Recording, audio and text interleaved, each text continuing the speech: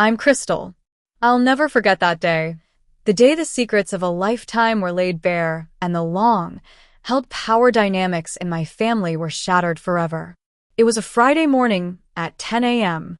in Mr. Thompson's office. The conference room was large, with a polished mahogany table surrounded by high, back leather chairs, and on the walls were portraits of past legal luminaries. I sat there, my heart pounding, waiting for the truth to be revealed.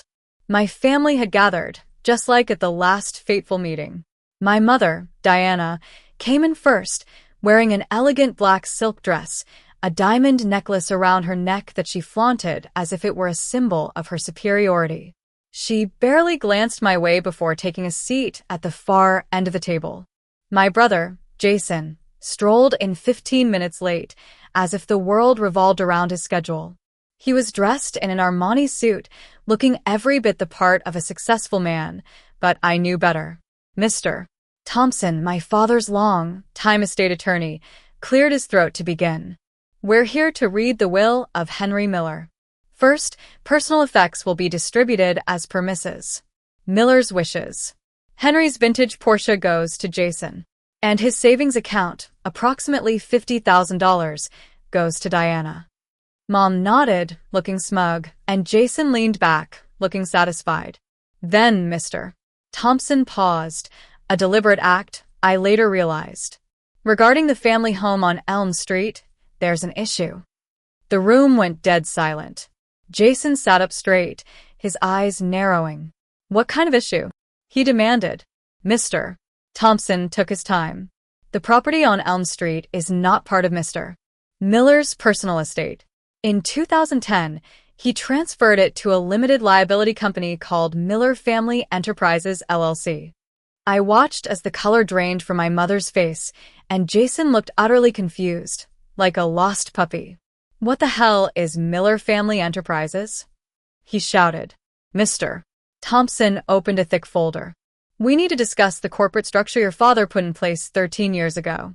In 2010, Henry transferred the property into this LLC, which was properly formed, legally recorded, and all taxes and fees have been paid annually. Jason frowned. Fine. Who owns the company? Mr. Thompson looked directly at me. The sole member, with complete control over the LLC and all its assets, is Crystal Miller. For a moment, there was complete silence. Then, Jason exploded out of his chair. That's impossible. She manipulated him when he was sick. Mr. Thompson calmly replied, the documents were signed in 2010 when your father was 55 and in good health.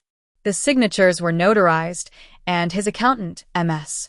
Green, is here to testify to his mental competence.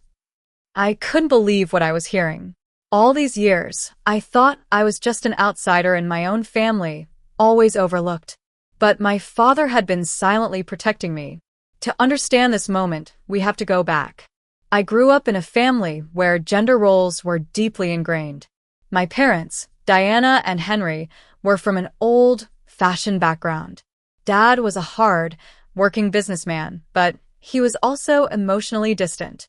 Mom was the traditional keeper of the house, but she had a sharp tongue and a penchant for favoritism.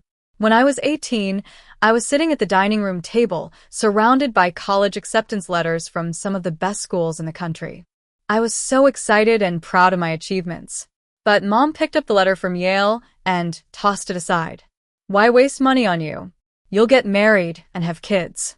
That's all you need, she sneered. Dad just sat there, staring at his coffee, saying nothing. In contrast, Jason, who was 2 years older than me, got everything handed to him. He went to a private college, and our parents bought him a fancy apartment near campus. I, on the other hand, had to work 2 jobs, weeknights at a diner and weekends at a bookstore, to pay for my tuition at a local university. I studied late into the night, sleeping only a few hours a day, while Jason was out partying. After I graduated, I cut off contact with my family for a few years. I was so hurt by their lack of support and the blatant favoritism. But then, 3 weeks ago, everything changed.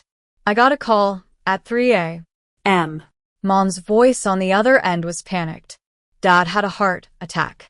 He's at St. Mary's Hospital. Come now. I rushed in my old Toyota, my hands shaking on the steering wheel. By the time I got to the hospital, Jason was already there, sitting in the waiting room, looking bored. Dad passed away within the hour. I felt a pain in my chest like I'd never felt before. The last time I'd spoken to him was a few months ago, a short, awkward conversation.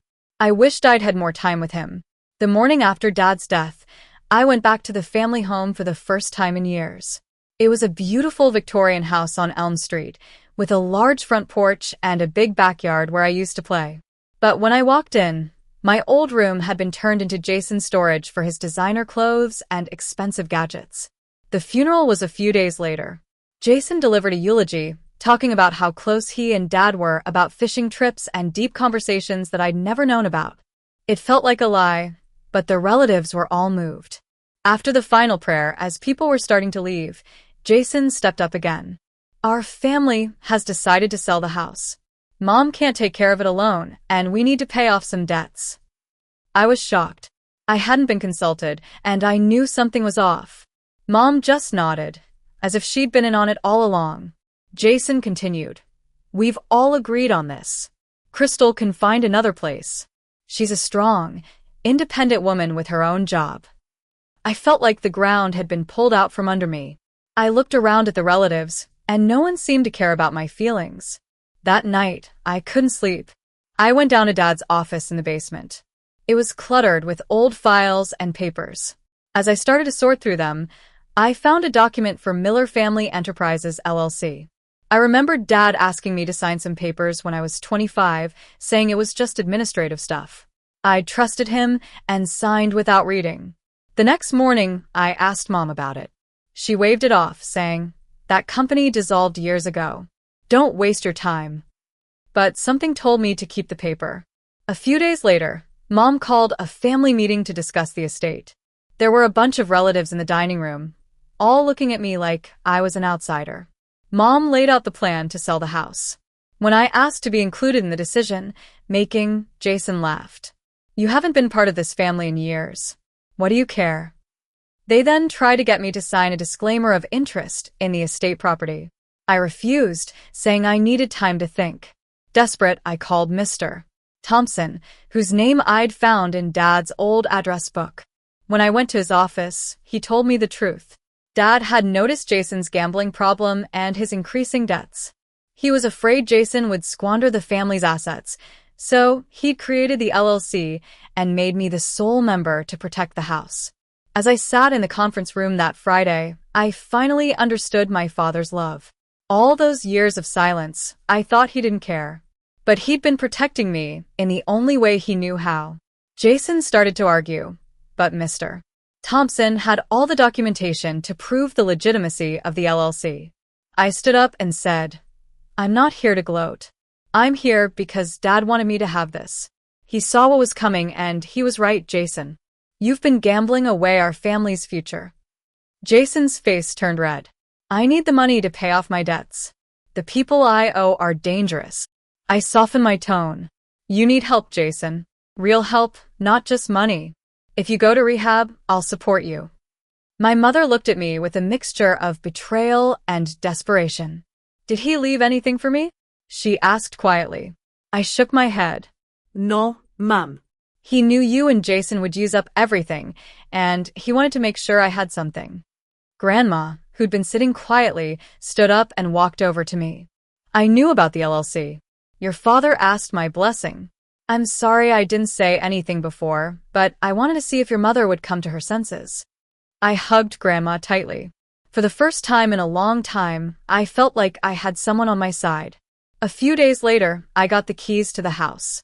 I decided to move back on weekends, keeping my city apartment for work. I cleaned out my old room, getting rid of Jason's stuff.